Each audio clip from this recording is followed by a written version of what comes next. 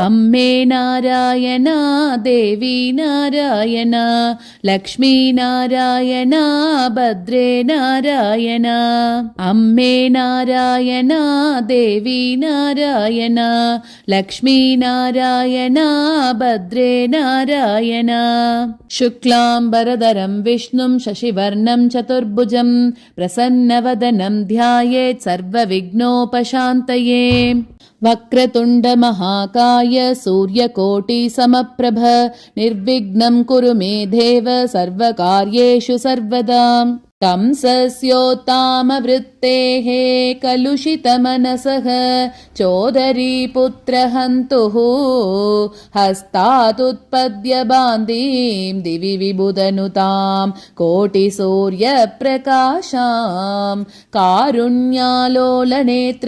मृदुहसितमुखीं मध्यदेशस्थितां तां दुर्गां देवीं प्रपद्ये शरणमहमिह प्रेय श्रेयसे च देवी नारायणीयं दशकं 1 देवी महिमा यस्मिन्निदं यदइदं यदिदं यदस्मात् उत्तीर्णरूपमभिपश्यति यत्समस्तं नो दृश्यते च वचसा मनसश्च दूरे यद्भाति चादिमहसे प्रणमामि तस्मै न स्त्री पुमान्न सुरदैत्य नरादयो न क्लीबं न भूतमपि कर्म गुणादयश्च भूमं त्वमेव सदनाद्य विकार्यनन्तं सर्वं त्वया जगदितं विततं विभाति रूपं न तेऽपि बहुरूपभृतात्तशक्तिः नाट्यं तनोषि नटवत् खलु विश्वरङ्गे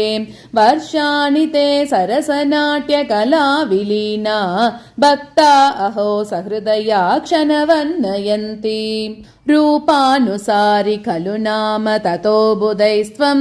देवीति देव इति चासि निगत्यमाना देव्यां त्वयीर्यसवुमा कमला तवाग्वा देवे तु षण्मुख उमापतिरच्युतो वा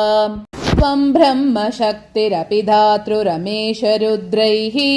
ब्रह्माण्डसर्गपरिपालनसंहृतिश्च राज्ञीव कारयसि सुब्रुनिजाज्ञयैव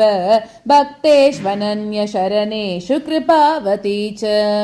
माता करोति तनयस्य कृते शुभानि कर्माणि तस्य पतने वृषमेति दुःखं वृद्धौ सुखं च तव कर्म न नापि दुःखं त्वं ह्येव कर्मफलदा जगतां विधात्री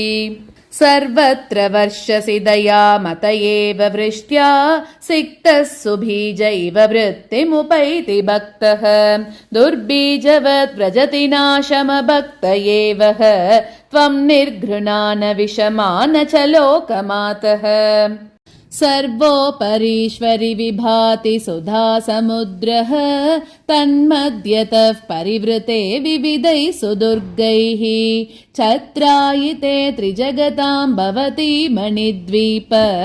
आके शिवे निजपते हसिताननास्ते यस्ते पुमानभिददाति महत्त्वमुच्चैः यो नाम गायति शृणोति च ते विलज्जः यश्चातनोति वृषमात्मनिवेदनं ते सस्वान्यकानि विदुनोति यथा तमूर्खः त्वां निर्गुणां च सगुणां च पुमान् विरक्तो जानाति किञ्चिदपि नो विषयेषु सक्तः ज्ञेया भव त्वमिह मे भवतापहन्त्रीं भक्तिं ददस्व वरदे परिपाहि मां त्वं सर्वमङ्गलमाङ्गल्ये शिवे सर्वार्धसाधके शरण्ये त्र्यम्बके गौरी नारायणि नमोऽस्तु ते।